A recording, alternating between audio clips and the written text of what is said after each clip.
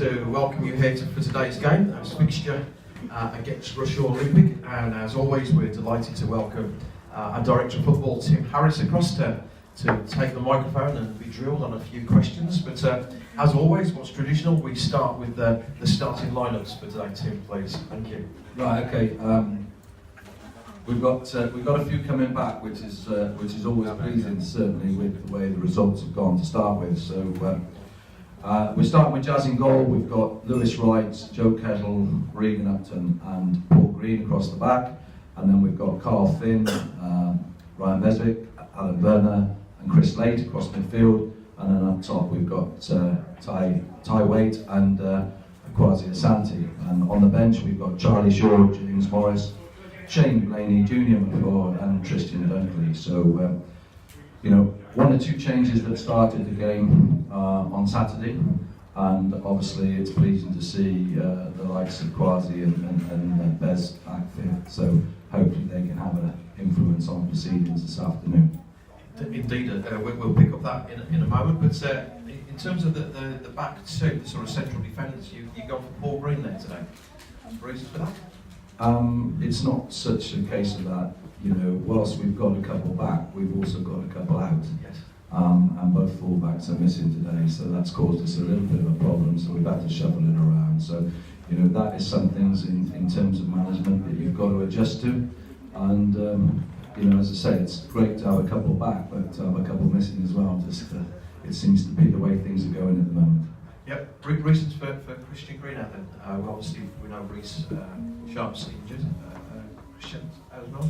Yeah, Christian come off at half-time on Saturday. He's got a problem in his back, lower back, and it's just a niggle. So again, with a lot of injuries we've had this season, there's been nothing, touch wood, nothing that's been too drastic, but it just disrupts the selection process. And sometimes, like you saw in pre-season when we were flying, we got a good strong squad out. We were doing really well, and it's just disrupted the whole proceedings at the moment. So hopefully they won't be too long and they can get them back fit and we're raring to go. Brilliant. Now, is it fair to say that the real Tamworth started to show up in the second half at Leyton? I'd certainly like to think so.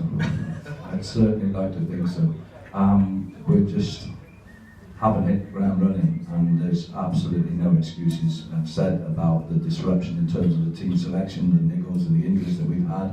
Is hampered us, but it's not an excuse because we've been way below where we need to be.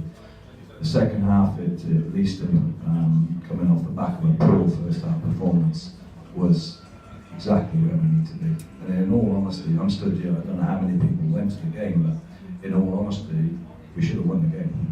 As bad as we were in the first half, we were totally dominant in the second half. I mean, Carl Finn's hit the strike, and I'm right behind it, and it's going in the bottom corner.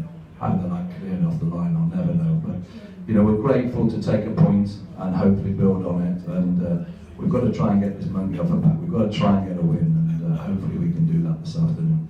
And as you say, it was a really bad first half, but great second half. Could have actually won the game. It was a great fight back to get those two goals as well.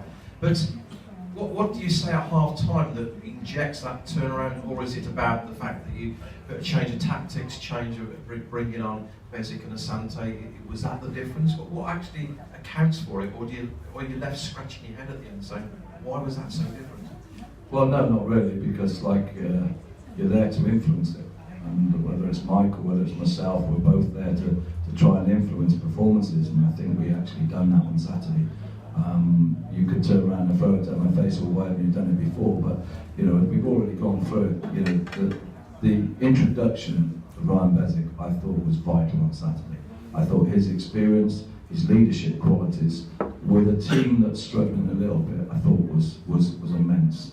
I've seen the stats of his 45 minutes, and I mean, he got through some territory and really did sort of gel the lads together, got them playing. We got on the front foot, and we never looked back from the first minute of the second half to the end of it. We were going right to the guns at the end of it as well. So a little bit disappointing that we've not taken the 3 points, but nevertheless 2-0 down at half time, we'll settle for the point.